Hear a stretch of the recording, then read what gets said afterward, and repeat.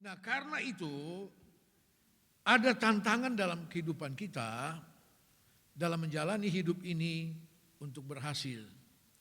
Karena Tuhan mau saudara dan saya itu sebagai anak-anak Tuhan juga orang-orang yang berhasil.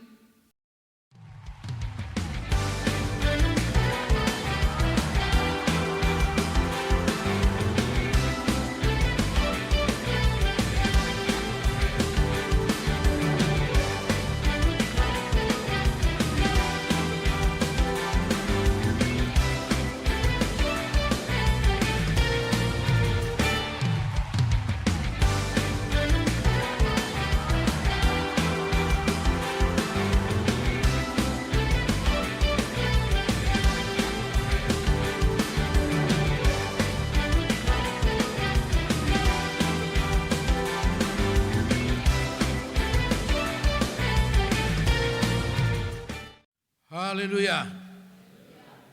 Puji Tuhan, salam sejahtera dalam nama Tuhan Yesus Kristus. Bapak Ibu saudara sekalian yang saya kasihi dalam Kristus, setiap manusia pasti mendambakan keberhasilan dalam hidupnya. Dalam hal apa saja. Setiap manusia mendambakan dan berupaya untuk berhasil dalam hidup ini. Dalam hal apa saja. Nah, dalam konteks kita sebagai anak Tuhan, saudara, mencapai keberhasilan berarti kita akan menghadapi proses dalam bentuk tantangan. Tantangan adalah bagian dari kehidupan ini. Bagian dari proses kehidupan kita. Ya. Kenapa ada tantangan? Karena iblis tidak pernah rela saudara dan saya berhasil sebagai anak-anak Tuhan. Karena iblis tahu pedoman yang kita miliki untuk mencapai keberhasilan adalah firman Tuhan. Ya. Beda dengan orang dunia. Mereka punya pedoman yang lain untuk mencapai keberhasilan. Bahkan sering kita dengar segala sesuatu bisa dihalalkan dengan cara apapun. Itu orang dunia. Nah, karena itu ada tantangan dalam kehidupan kita dalam menjalani hidup ini untuk berhasil. Karena Tuhan mau saudara dan saya itu sebagai anak-anak Tuhan juga orang-orang yang berhasil. Ya, berhasil. Daud pernah katakan, sejak dari muda sampai aku tua, aku tidak pernah melihat anak cucu orang benar itu meminta-minta roti. Berkekurangan. Artinya, bahwa kehidupan anak-anak Tuhan itu, orang benar, orang yang takut Tuhan adalah orang-orang yang berhasil. Kan seperti itu, sehingga tidak perlu minta-minta. Nah, pagi hari ini kita akan melihat suatu contoh firman Tuhan. Bagaimana seseorang berhasil melewati tantangan dalam bentuk apapun. Nah, pagi ini kita akan belajar tentang tantangan dalam bentuk suara-suara negatif. Haleluya. Dan itu dialami oleh seorang Daud sebelum akhirnya dia menaklukkan Goliat yang ditakuti oleh bangsa Israel, mulai dari Raja Saul takut. Pasukan Israel takut. Saudara-saudara, itulah yang kemudian dihadapi oleh Daud. Tapi sebelum Goliat ditaklukkan sepenuhnya oleh Daud, dia harus melewati berbagai tantangan. Khususnya tantangan dalam bentuk suara-suara yang negatif. Sebab banyak anak-anak Tuhan yang akhirnya gagal mencapai keberhasilan karena terpengaruh, terintimidasi dengan berbagai suara yang negatif. Nah, mari kita lihat. Ya. Proses keberhasilan dan kemenangan seorang Daud akan menjadi pembelajaran yang sangat berharga bagi kita untuk mencapai keberhasilan dan kemenangan. Apa yang dihadapi oleh Daud? Yang pertama, 1 Samuel 17 ayat 26 sampai 29. 1 Samuel 17 ayat 26 mulai.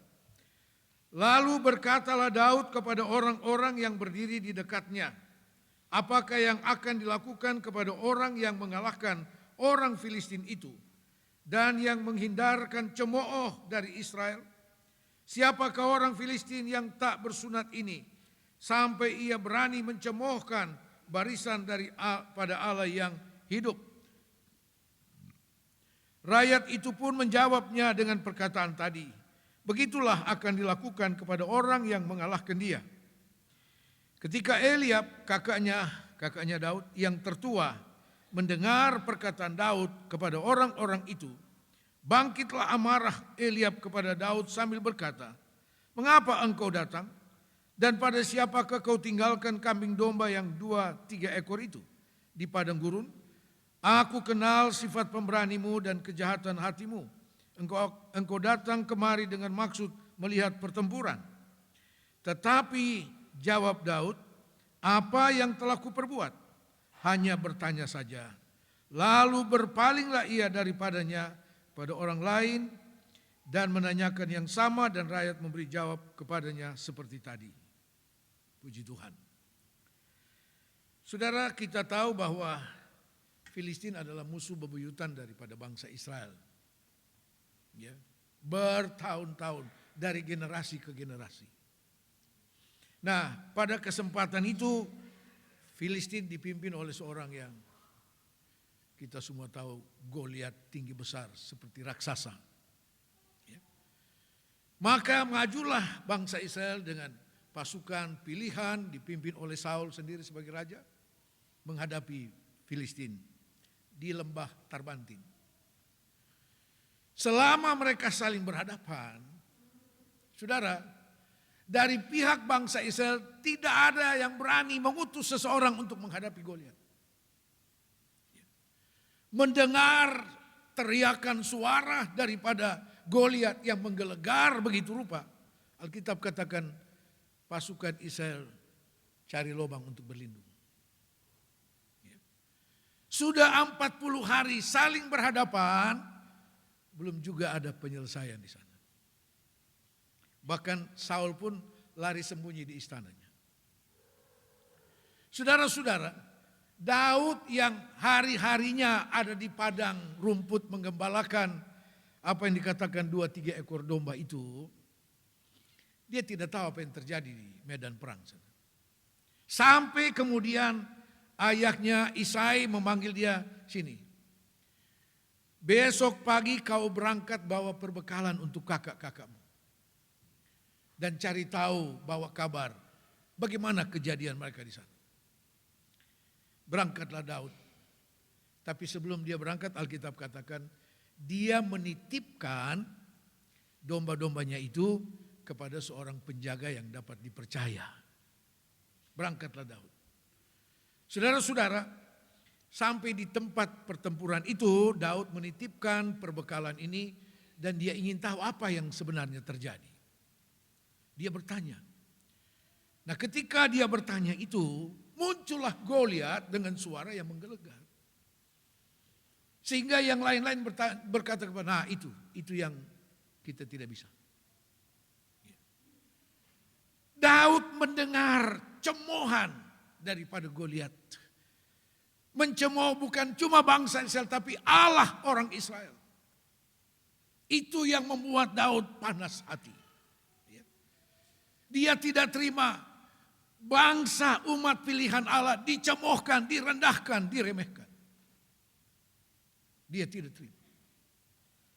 Dia bertekad maju untuk menghadapi Goliat. Saudara, tetapi ketika Eliab kakak daripada Daud ini mendengar apa yang sedang dicari tahu oleh Daud, maka Daud pun menghadapi suara yang pertama daripada Eliab, suara yang negatif yang meremehkannya. Kau datang sini untuk apa? Cuma mau nonton ini peperangan. Saudara, suara negatif daripada Eliab, bagaimana sikap Daud menghadapinya? Daud tidak menanggapi. Dia berpaling, dia pergi. Saudara-saudara, demikian juga dengan kita. Seringkali kita ketika kita mau maju, ada saja suara negatif yang datang kepada kita. Lalu suara itu dari mana? Bisa dari saudara kandung, bisa dari saudara seiman. Lu anak kemarin, lu mau jadi apa? Lu belum ada urusan di sini. Saudara-saudara sekalian, nah untuk mengalahkan suara negatif daripada Eliab ini, kita belajar di sana Daud tidak menanggapi. Dia berpaling dan pergi. Ya. Tidak semua suara yang datang kepada kita itu harus kita tanggapi. Katakan amin. Dan di zaman modern sekarang suara-suara itu kita tidak dengar langsung. Kita baca. Ya, kita baca. Yang mungkin meremehkan, merendahkan kita, mencemooh kita, memfitnah dan sebagainya. Bukankah itu dalam bentuk suara-suara yang negatif? Yang ingin menggagalkan suatu motivasi rohani yang ada di dalam kita. Untuk maju di dalam Tuhan. Untuk mencapai keberhasilan. Daud diremehkan.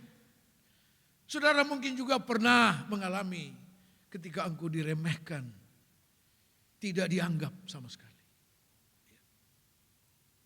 Saya tidak punya cukup waktu untuk bersaksi kepada semua jemaat. Ya, perjalanan pelayanan kami menghadapi berbagai tantangan suara negatif seperti ini. Dulu ketika membangun tempat ibadah ini, sudah mulai dicor tiang-tiang betonnya ini. Ada rekan-rekan sepelayanan yang memberi komentar. Itu pendeta Waworuntu, jemaat hitung di jari tidak habis. Bangun gereja begitu besar. Itu tidak akan selesai. Nanti juga dia punya pilar-pilar itu sampai berlumut dan tidak selesai. Akhirnya jadi tempat kambing-kambing. Ya. Dan itu sama sekali tidak membuat saya merasa direndahkan. Bahkan itu menjadi semacam cambuk untuk tidak, ini harus cepat selesai. Ya. Puji Tuhan, tidak sampai berlumut, saudara. Tidak sampai berlumut seperti prediksi mereka itu. Tidak perlu ditanggapi. Apakah saya mendatangi orang itu dan berkata, "Hei, lu bilang apa?" Tidak perlu. Jangan kita membuang energi untuk suara-suara seperti itu yang tidak perlu kita tanggapi, tidak perlu dijawab. Karena urusan kita bukan dengan suara seperti itu, bukan.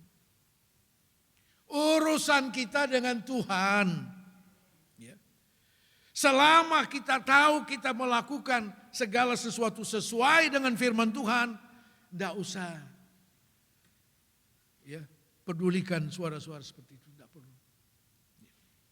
Karena hidup ini urusannya dengan Tuhan. Katakan amin. Amos pasal 5 ayat 6 katakan, carilah Tuhan maka kamu akan hidup. Artinya apa? Urusan kehidupan ini adalah urusan dengan Tuhan. Bukan urusan dengan apa kata orang. Bukan.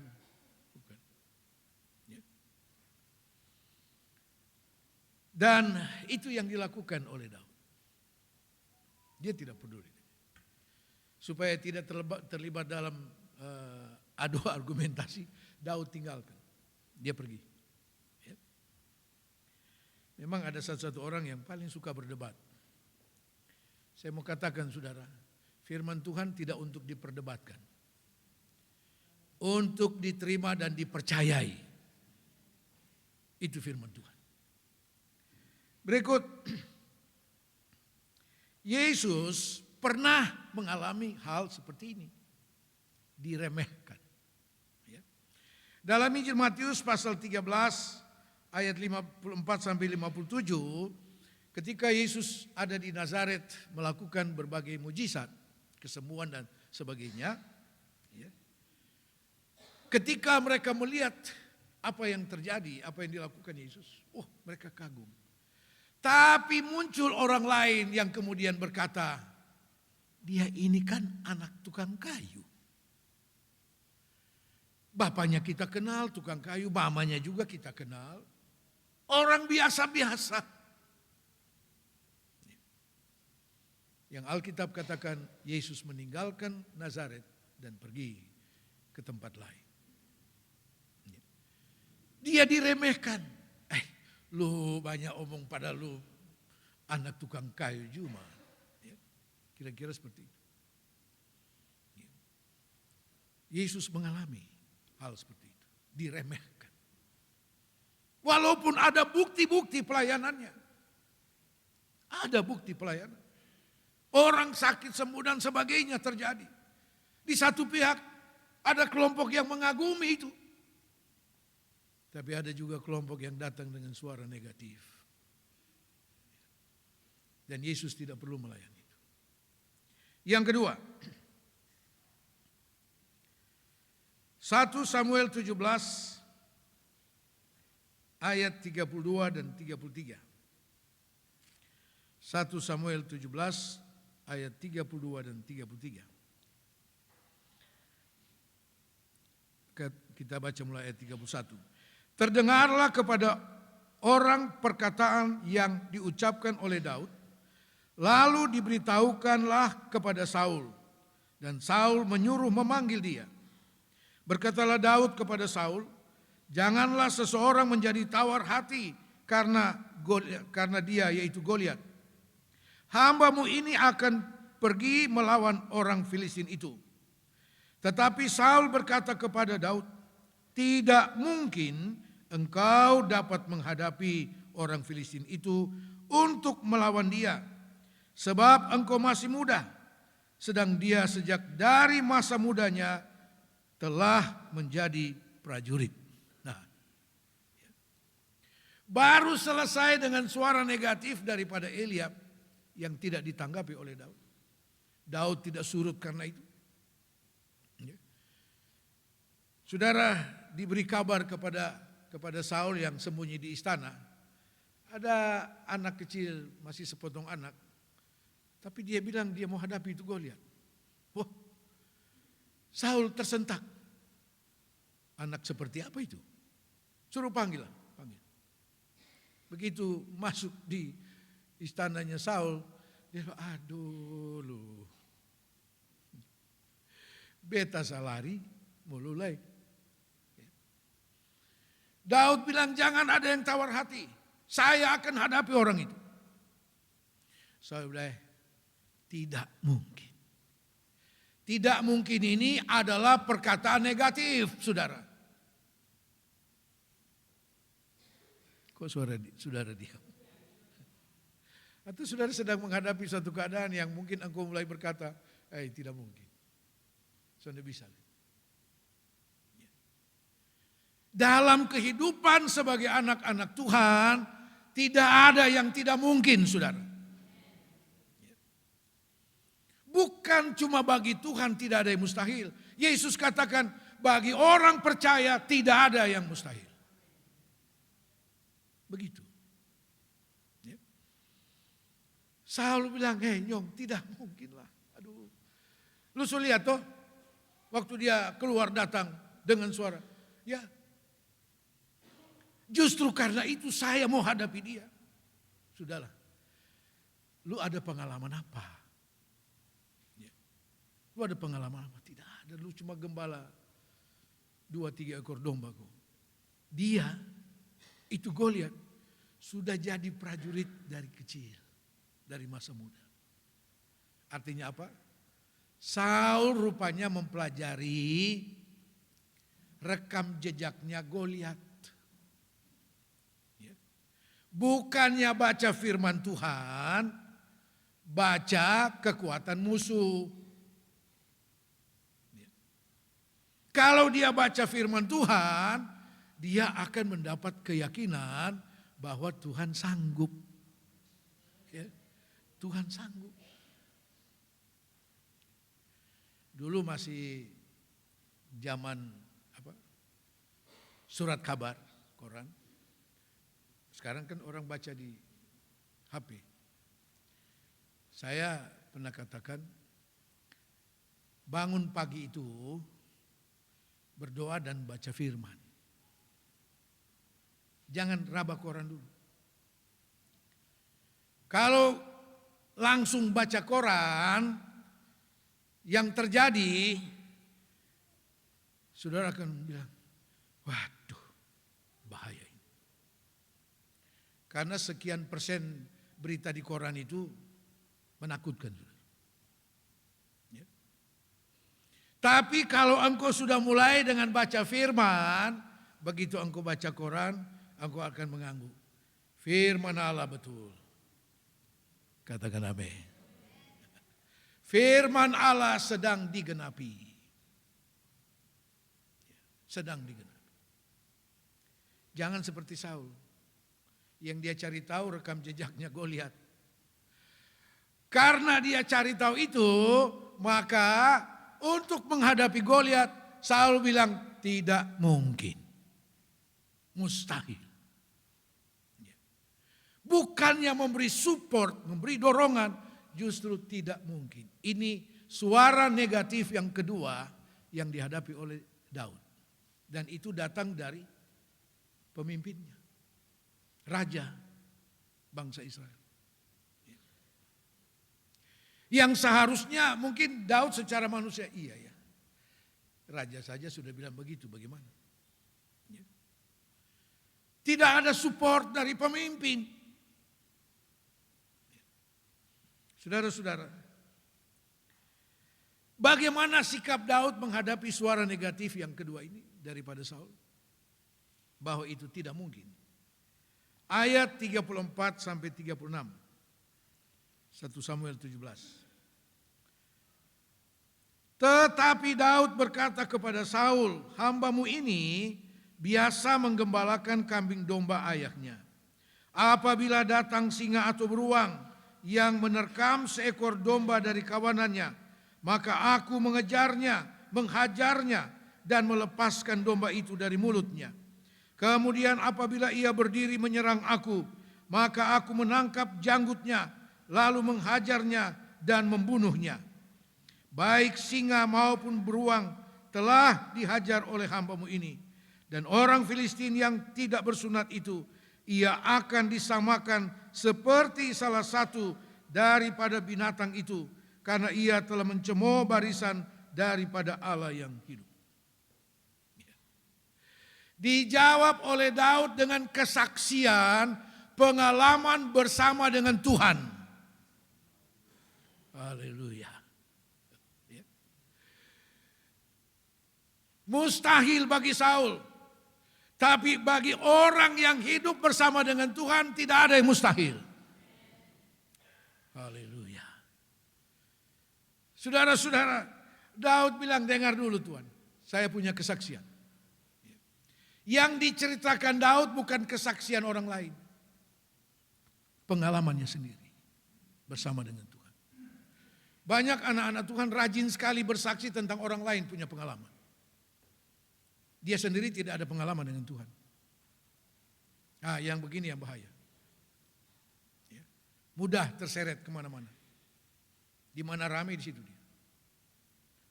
Karena dia sendiri tidak punya pengalaman secara pribadi dengan Tuhan. Daud bersaksi, dia bilang ini pengalaman saya. Wah, Saul kaget juga. Lu kasih kalah singa, robek singa. Tapi kuncinya adalah dalam ayat 37 tadi, ayat 36, ayat 37. Pula kata Daud, Tuhan yang telah melepaskan aku dari cakar singa dan dari cakar beruang. Tuhan yang melepaskan. Jadi Daud bukan menyombongkan diri, kok betana. Jangan lihat-lihat kecil begini. Tapi Daud bilang, Tuhan yang melepaskan aku dari cakar singa. Ini pengalaman Daud bersama dengan Tuhan. Dan itu menjadi satu kesaksian bagi Saul. Menjadi kesaksian. Saudara-saudara sekalian, bukankah kita semua memahami, mengerti Kitab Mazmur katakan bersama dengan Allah apa? Kami mengerjakan perkara-perkara gagah perkasa. Saudara alami atau tidak? Ya. Jangan cuma kita sampai bisa menyanyi. Kan itu ada lagunya. Ya. Mari kita alami bersama dengan Tuhan. Terlalu banyak hal yang kami alami bersama dengan Tuhan dalam pelayanan. Dan hal-hal yang secara manusia tidak mungkin seperti Saul katakan. Tapi bersama dengan Tuhan mungkin, sangat mungkin adanya. Jadi suara negatif yang kedua ini dijawab oleh Daud dengan kesaksian tentang pengalaman dengan Tuhan, pengalaman yang dahsyat. Haleluya. Jangan kita hanya kagum dengan orang lain punya pengalaman, saudara. Mari kita belajar alami sendiri bersama dengan Tuhan. Nah, untuk mengalami itu, saudara, mari. Tadi yang pertama saya sudah katakan, tidak perlu menanggapi segala bentuk suara negatif yang akan melemahkan engkau, meremehkan engkau dan sebagainya. Tidak perlu ditanggapi. Berikut yang ketiga, yang terakhir. Suara negatif yang dihadapi oleh Daud. 1 Samuel 17 ayat 43 sampai ayat 44. Jadi Saul sudah merestui, oke silakan. Ya. Dengan adanya pengalaman yang luar biasa itu Saul katakan silakan. Ayat 43, ayat 44. Orang Filistin itu berkata kepada Daud, anjingkah aku, maka engkau mendatangi aku dengan tongkat? Lalu demi para ilahnya orang Filistin itu mengutuki Daud. Pula orang Filistin itu berkata kepada Daud, hadapilah aku, maka aku akan memberikan dagingmu kepada burung-burung di udara dan kepada binatang-binatang di padang. Ini suara yang ketiga, lebih parah lagi saudara. Ini suara intimidasi. Ya, intimidasi. Sebab kenyataan di lapangan memang seperti itu. Goliat bilang, lu bawa sepotong tongkat menghadapi saya. Sementara Goliat bukan cuma tinggi besar seperti raksasa, dilengkapi dengan persenjataan perang pada masa itu. Bagian tubuhnya ditutupi, dilapisi dengan perisai dan sebagainya. Ada tombak, ada pedang, ada lembing. Jadi sangat masuk di akal secara manusia ketika Goliat katakan, aku akan membagi dagingmu kepada burung-burung di udara. Itu kenyataan di lapangan. Saudara-saudara, apa lalu Daud menjadi surut dengan suara intimidasi dari seorang Goliat yang seperti raksasa? Tidak. Daud tidak surut. Dia sudah melewati 2 suara negatif. Dan ini yang terakhir yang harus dihadapi oleh Daud. Suara yang menakutkan. Bukan cuma meremehkan, menakutkan. Sudah bayangkan, dengar suaranya Goliat saja, pasukan Israel lari cari tempat persembunyian. Seringkali saudara dan saya diintimidasi oleh iblis. Suara intimidasi itu datang dari iblis. Yang tidak mau saudara dan saya berhasil. Iblis bisa buat orang banyak berhasil, tapi dengan caranya. Nah, iblis tidak mau kita berhasil karena kita berpedoman kepada firman Allah. Itu yang dia tidak mau. Tetapi mari kita lihat seorang Daud menghadapi suara intimidasi daripada Goliat, yang adalah gambaran dari iblis itu. Kita lihat jawaban Daud dari ayat 45 dan ayat 46. Tetapi Daud berkata kepada orang Filistin itu, engkau mendatangi aku dengan pedang, tombak dan lembing, tetapi aku mendatangi engkau dengan nama Tuhan semesta alam, Allah segala barisan Israel yang kau tantang itu. Hari ini juga Tuhan akan menyerahkan engkau ke dalam tanganku, dan aku akan mengalahkan engkau dan memenggal kepalamu dari tubuhmu. Hari ini juga aku akan memberikan mayatmu dan mayat tentara orang Filistin kepada burung-burung di udara dan kepada binatang-binatang liar dan seterusnya. Ya. Daud jawab suara intimidasi itu. Dia bilang, kau datang dengan perlengkapan, tombak, lembing, pedang dan sebagainya. Tetapi itu semua tidak ada artinya karena saya mendatangi engkau dengan nama Tuhan Allah Israel. Aku mendatangi engkau dengan nama Tuhan yang menciptakan langit dan bumi, yang punya kehidupan di dunia ini. Dengan nama Tuhan, suara intimidasi itu harus dihadapi dengan kuasa nama Tuhan. Kuasa nama Tuhan. Alkitab memberi jaminan bagi saudara dan saya. Ketika nama Tuhan itu yang diandalkan, saudara, tidak ada yang bisa angkat kepala. Untuk segala urusan apapun.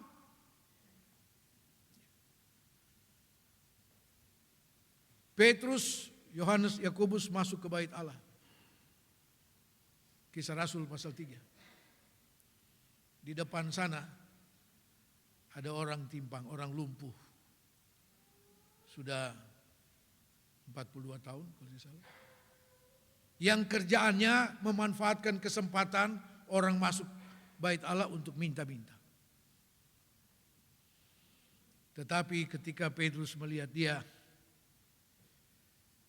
saudara tahu, kalau sudah sekian lama dia ada di muka pintu bait Allah, artinya pada zaman Yesus melayani, orang itu sudah ada di situ. Ya. Tapi Yesus tidak sembuhkan dia. Tidak sembuhkan. Begitu Yesus melihat orang itu, Yesus korek Petrus, ini lu punya bagian nanti. Ini lu punya bagian. Betul. Begitu Petrus masuk, wah kesempatan.